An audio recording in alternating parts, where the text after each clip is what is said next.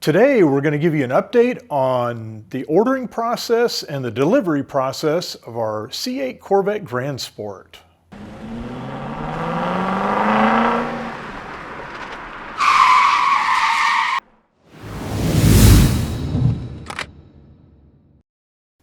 Welcome to the Lodge, and today we've got a pretty exciting update. It's been a while since we've given you an update on our order status of the 2027 Grand Sport, and as you can see in the background, we now have one.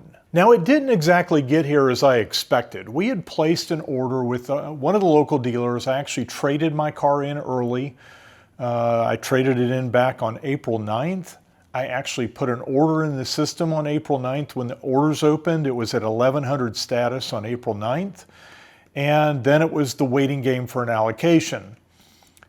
I knew going in that my dealer was a very low volume Corvette dealer, probably 6 or 8 Corvettes a year, but I didn't think the process of waiting for an allocation was going to take quite so long. In between all of this, I got to thinking, well, maybe I'm going to end up thinking about a Grand Sport X. I started pricing those out, and there was a couple of allocations that popped up on Facebook user groups for Corvettes, and I was ready to pull the trigger on an X, and I missed the deposit window by about a half hour. Didn't realize that I missed it until he told me. I didn't even know there was a window. I thought we were negotiating. That one went away. Fast forward a couple of weeks, down in Florida, another Grand Sport allocation came up. It was an X.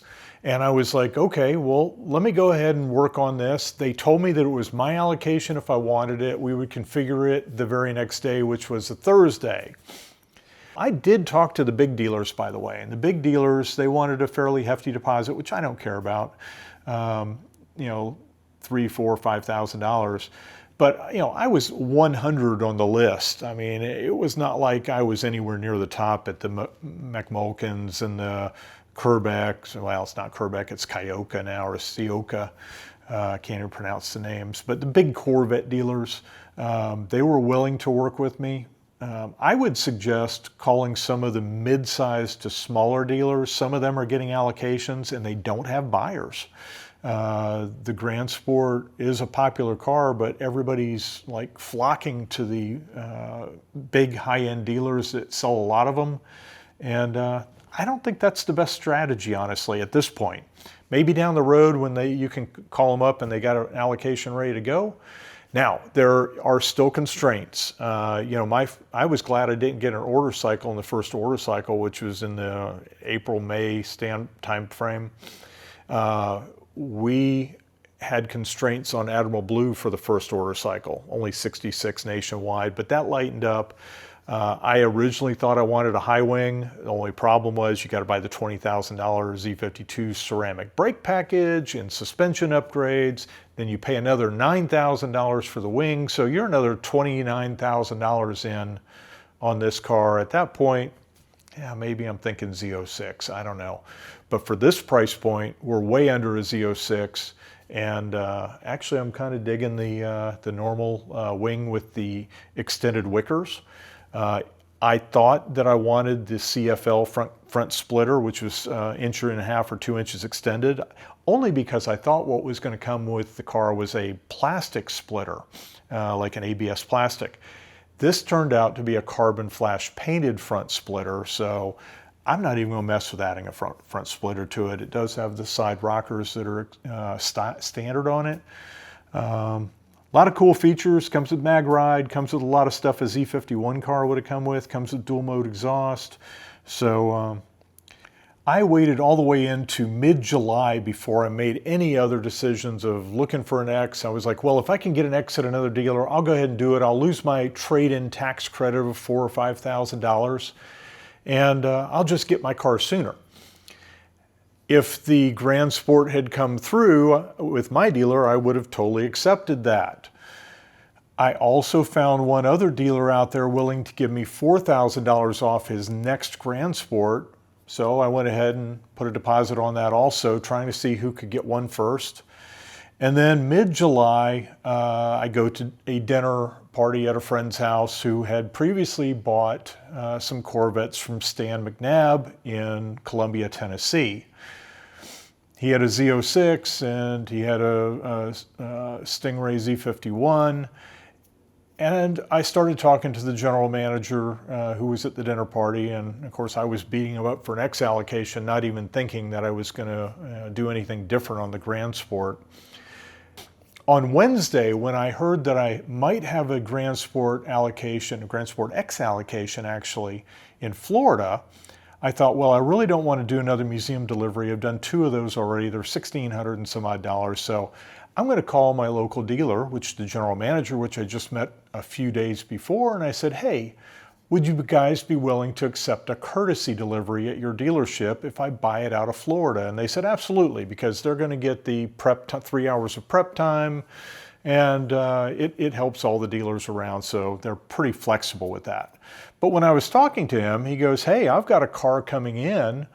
Would you be interested in looking at the spec? It's a Grand Sport, it's not an X.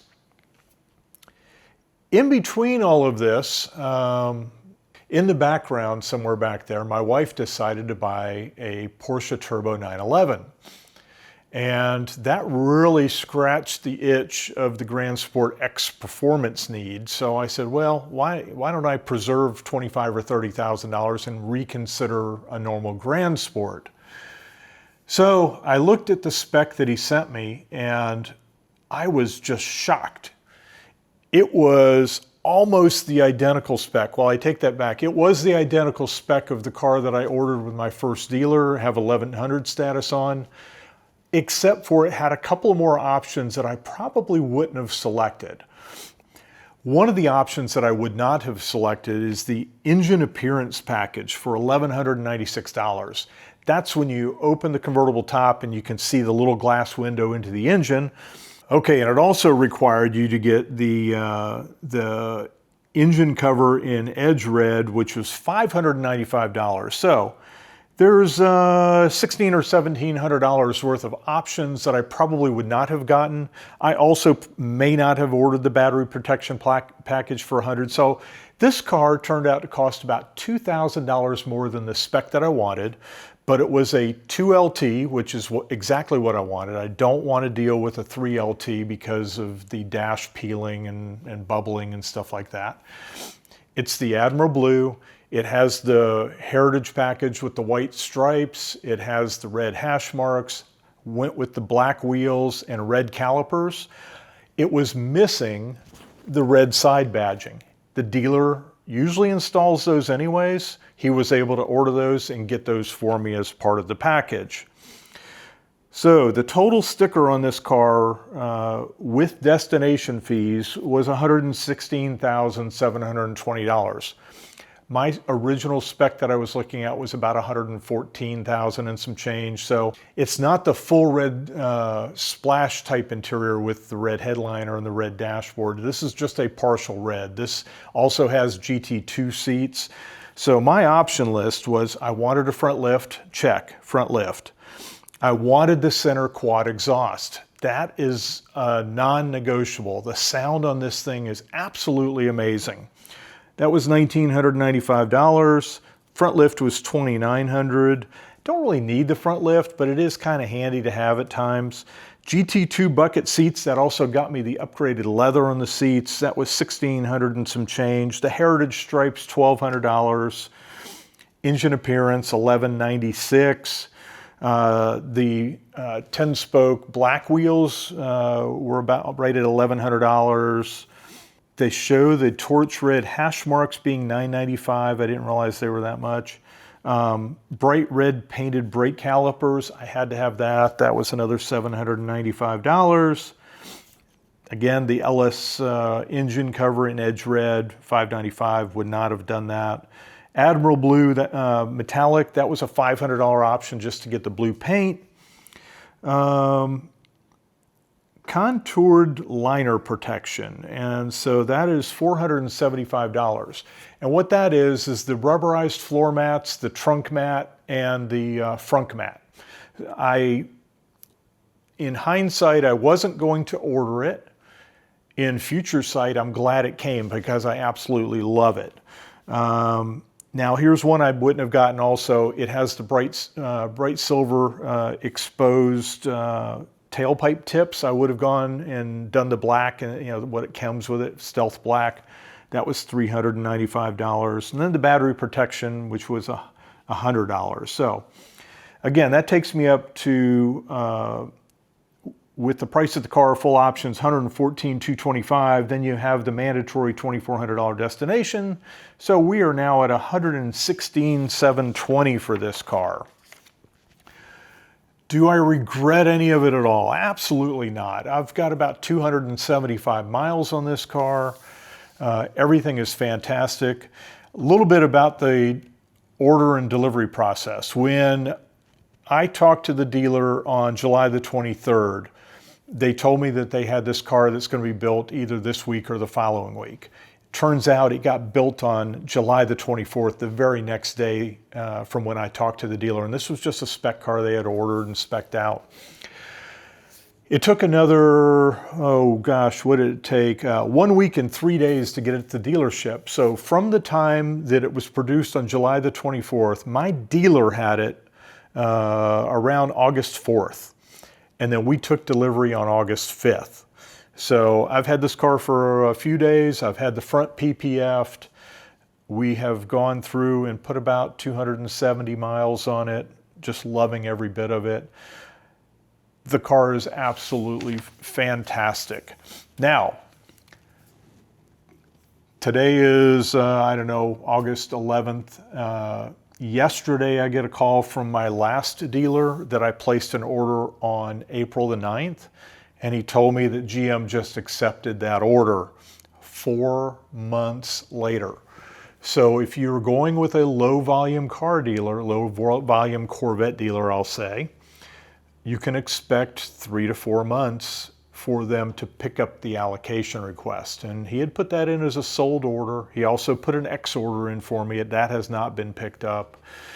So the moral of the story is shop around.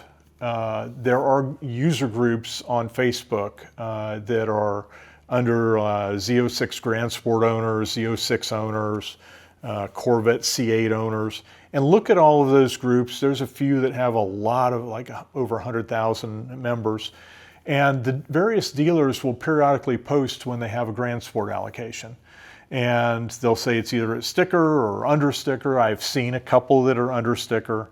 I paid sticker for this car because it's such an early car. To date, they've probably made less than 1,000 by the time I got this one delivered. So I am a very early delivery.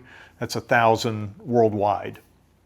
So again, the car is fantastic. I would do it all over again. I traded a 2023 C8 in on it. I traded very early. I had an agreement with my dealer. If he couldn't get me an allocation, he would just write me a check for the car that we agreed on the trade.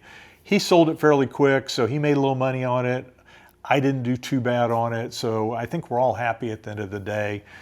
He now has a Grand Sport allocation that he's going to try to move, which is nice, and he won't have any problem selling that. So thanks for being with us at the Full Octane Lodge. We hope you've kind of found this video a little interesting in your journey. My journey started, like I say, back in April. I knew I was going to get one.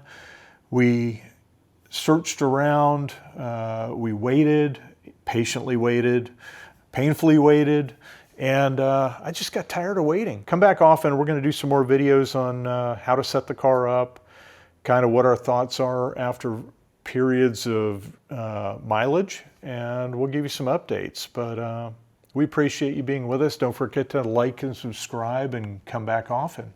Oh, wait, I almost forgot. Our legal team made me promise to display this disclaimer before we ended the video. Please take a moment to read it before you make any buying decisions.